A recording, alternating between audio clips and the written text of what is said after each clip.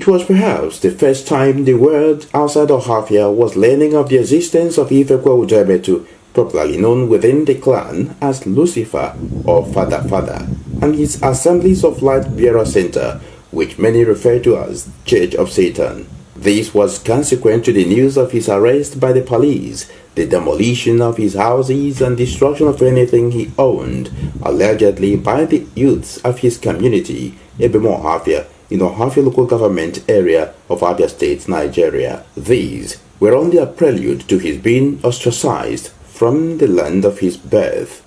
I paid a visit to Ebemo Ohafia, where Emetu once lived, in affluence and philanthropy. Things have fallen apart for the now thrown out Lucifer, his brother, his magical and mystery school, his worship center, all were in ruins and deserted. For some of his kinsmen, he has become a persona non grata, largely over his mode of worship and other allegations of crime. He said his name is Lucifer, which from the origin, our forefathers, we doesn't bear that name Lucifer, and it has been bringing shame to this community called Edom. So we, the youths of Edom, arise and said we don't want Church of Satan. Was he accused of maybe kidnapping, armed robbery, or any sort? You know, I can't say what I don't know. From what I've been hearing or what I've been seeing him training thugs, initiating people, some boys, into court. And these court boys, they are doing bad things in the community. So maybe he uses that church to cover them, so that hearing that name, Lucifer, some people are afraid of talking to him. Based on that Church of Satan issue, some of our boys, they are growing wild. Is there any other crime he has committed? Has he committed any form of crime, like kidnapping, theft, or a murder that could that led to his being ostracized? Well, me as a person, I can't just say what I don't know. For me, I never see such a thing. But the people said so. And based on that hearsay, he was ostracized? Not a matter of hearsay. Maybe some of them will say they have evidence. But me, as a person, since I never see anyone, but I know many bad boys in Ohafia, he have all of them. It's like he's accused of running a brothel where you see young girls, young females get into prostitutions and the young guys get into crime. He was also accused of running a church, and that church exceeds the level of a Christian dom, a church that people should worship, a church where we learned that some people worship there naked. And there are other young men who are also involved in one nefarious and criminal activities who are under his tutelage. So these things are the issues that were raised by the communities, and his activities has continued to increase violence, has continued to increase criminality, has continued to bring insecurity in the community. And that's why the community takes that decisive action to ostracize him for the community as our tradition demands. Confronted with Section 38, Subsection 1 of the 1999 Constitution as amended, which makes provision for the citizens' freedom of thought, conscience, religion, etc., here is their response. Freedom of worship, they depend on the activities that your church is practicing. You can't say that you have freedom of worship maybe by getting certificate from the government. Maybe you use this certificate to cover yourself, and you'll be doing other things that is not good at the back. The Nigerian Constitution allows freedom of worship.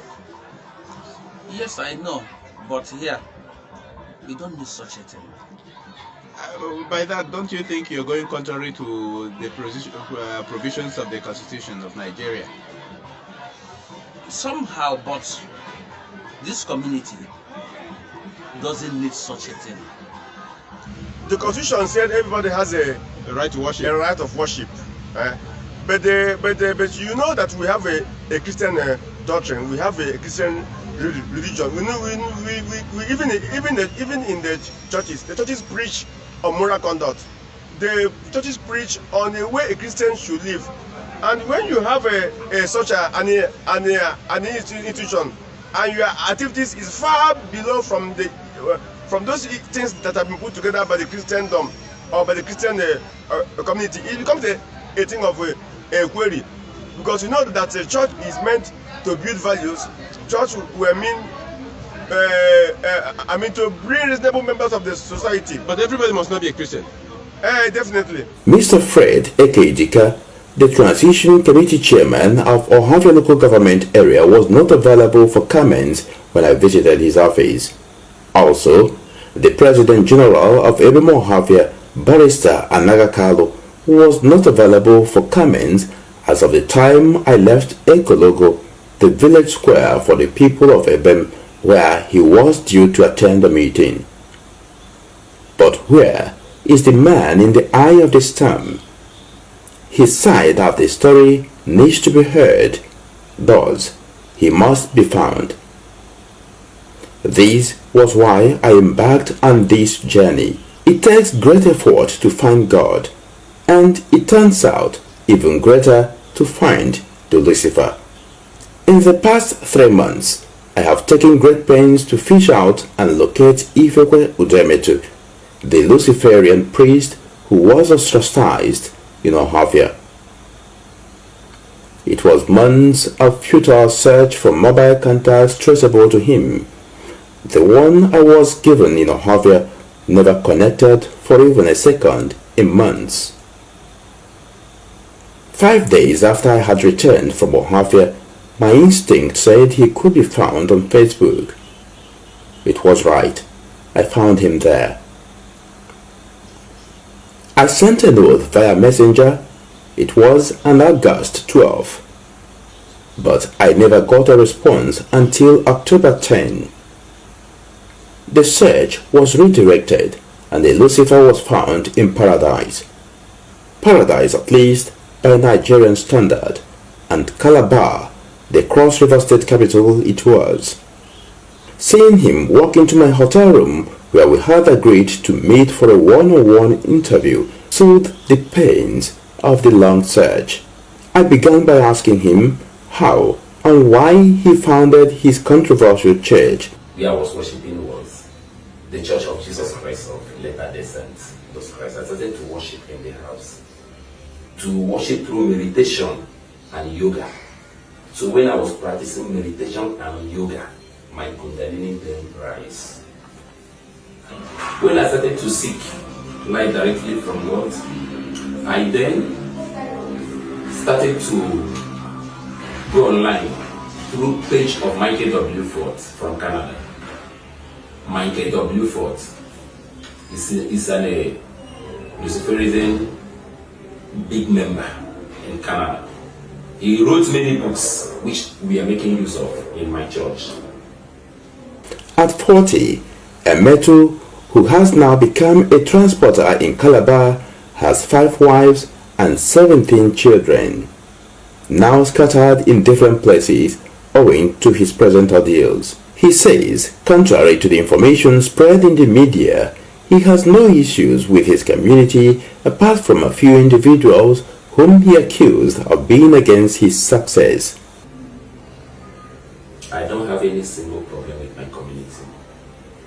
I have did 3 projects in my community. There is what we call Mbaga. There is roundabout in Mbaga now. If you go to our community, ask them Mbaga.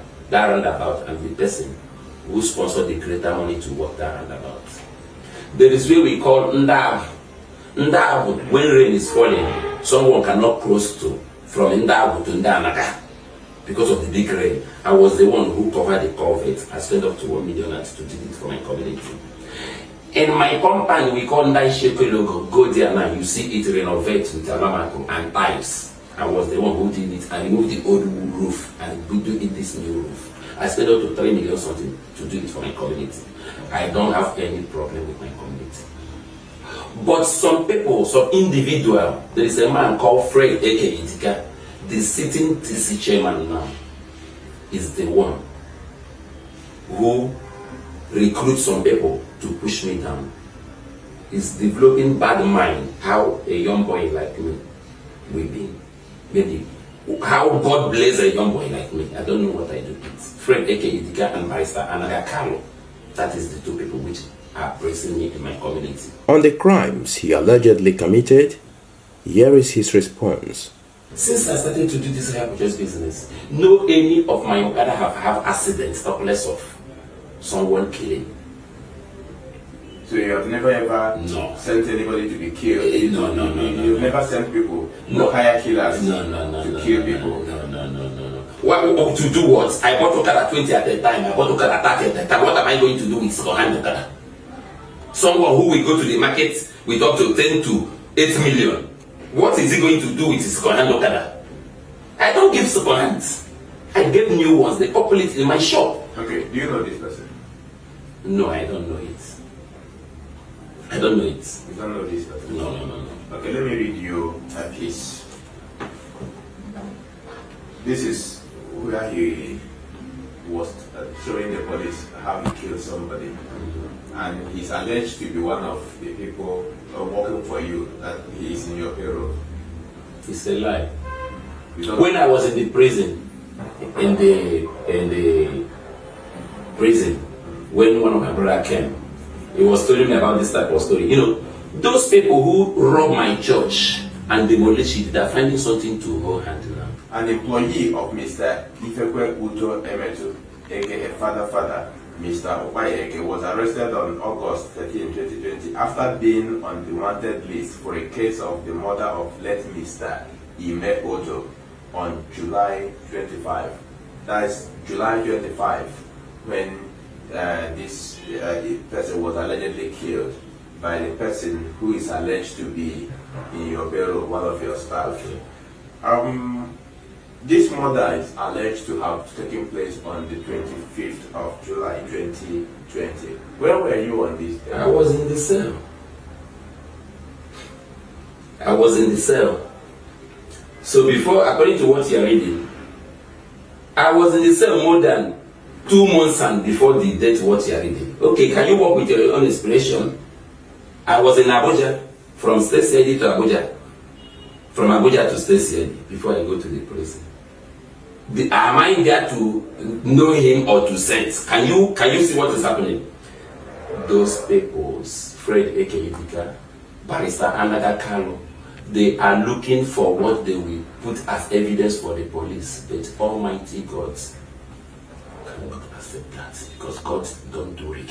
Recounting his losses, Emetu says he lost over 550 million naira in the destruction of his investments and has gone to court to seek redress. This report was done in collaboration with Nigeria Abroad. Keep a tab on this platform for the full interview with Mr. Lucifer.